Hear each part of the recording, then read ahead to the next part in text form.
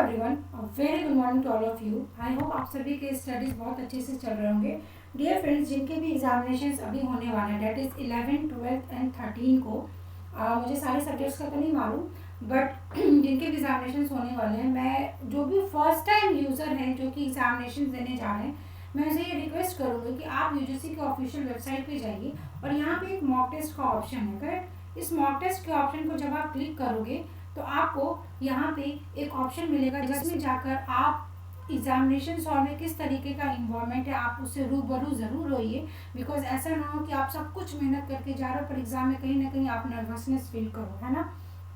तो आप यहाँ से वो ऑप्शन सेलेक्ट किया मॉक टेस्ट। इस मॉक टेस्ट में आपको जाकर यूजीसी नेट सेलेक्ट करना है। इसके बाद जो भी आपका रिस्पेक्टिव सब्जेक्ट है, लेट सपोज अगर मेरा सब्जेक्ट कंप्यूटर साइंस है तो मैं कंप्यूटर साइंस सेलेक्ट करूँगी। ओके, आप इंग्लिश हिंदी कुछ भी सेलेक्ट कर सकते हैं। तो इन्होंने क्या बताया कि इन्होंने 2 दिसंबर को जो एग्जामिनेशन हुआ था इसका उन्होंने क्वेश्चन अपलोड करके रखा है। तो जो लर्नर्स पहली बार भी या दूसरी बार भी दे रहे हैं तो वो भी अपना यहाँ से इवेल्युएशन कर सकते हैं। तो आप जब एग्जामिनेशन हॉल में जाओगे ना, आफ्टर अटेंडेंस आपको एक मशीन एलोकेट होता है जिसका यहाँ पे सिस्टम नंबर होगा जो वहाँ पे ही एलोकेट होगा। बस आपको क्या चेक करना है कि जिस सिस्टम पे भी बैठो उस सिस्टम पे आपकी यहाँ पे फोटो होनी चाहिए और आपका नेम होना चाहिए और आपका सब्जेक्ट होना चाहिए। अगर इस तीनों में कहीं भी कोई भी गड़बड़ी है तो आप तुरंत इन्विजिलेटर को इन्फॉर्म करिए कि मेरा ये इन्फॉर्मेशन रॉन्ग है, ठीक है। इसके बाद यहाँ पे जो भी इंफॉर्मेशन रहेगा सिंपली आपको यहाँ पे लॉगिन करना रहेगा। बेसिकली वो पासवर्ड में आपको डेट ऑफ बर्थ अपना बोलते हैं डालने के लिए, तो जिससे आपने फॉर्म भरा है वो सेम डेट ऑफ बर्थ आपको डालना है।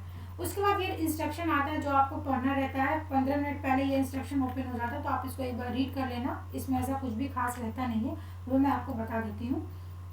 जब वो बोलेंगे प्रोसीड करने तो आप इस चेक बॉक्स को सेलेक्ट करके पहले से रखना और सिंपली प्रोसीड करना। 1 सेकंड का भी टाइम आपको वेस्ट नहीं करना है। तो जैसे ही आप वहाँ पे प्रोसीड करोगे ना, आपको ये पैनल ऐसा खुल के आएगा जिसमें आपका नेम, आपका एग्जाम का नेम, आपका सब्जेक्ट का नेम और रिमेनिंग टाइम।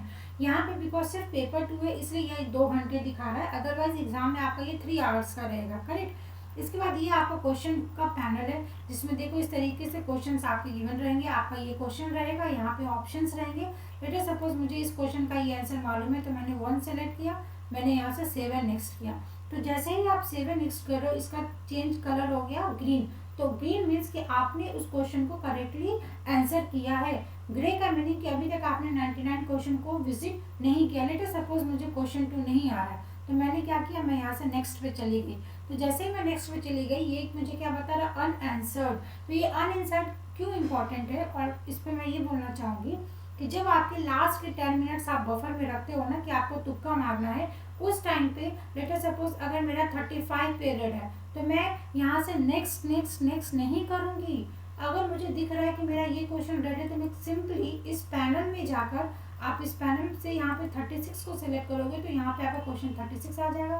3 पे सेलेक्ट करोगे तो 3 पे आ जाएगा। और दूसरा मैं ये भी बोलना चाहूँगी कि अगर आपने ऑलरेडी एग्जाम दिया है, आपको सब कुछ पता है कि किस तरीके से एग्जाम में अपियर होना है, तो आपको क्या करना है यहाँ पे कि अगर आपने क्वेश्चन 1 से शुरू किया, अगर मुझे नहीं समझ में आ रहा तो तुरंत यहाँ से 11 पे चले जाओ या किसी को भी सिलेक्ट कर लो, सो दैट कि आपको समझेगा अच्छा ये कोआ का है, ठीक है, मैंने कोआ नहीं पढ़ के गई हूँ तो मैं 41 पे आ गई। ओके, ये डिगास्ट्रा एल्गोरिथम है तो आप यहाँ से सॉल्व कर सकते हो। मतलब आप एटलीस्ट थोड़ा थोड़ा 10-10 के गैप में, मैं ये रिक्वेस्ट करूँगी 10-10 के गैप पे आप क्वेश्चंस को सेलेक्ट करिए, सो दैट कि अगर आपको थ्योरी ऑफ कंप्यूटेशन इंपॉर्टेंट है, आप पढ़ के गए तो आप फिर यहाँ से इस क्वेश्चन पे आ जाओ और इस सेक्शन को पूरा आप यहाँ से 7 नेक्स्ट करिए।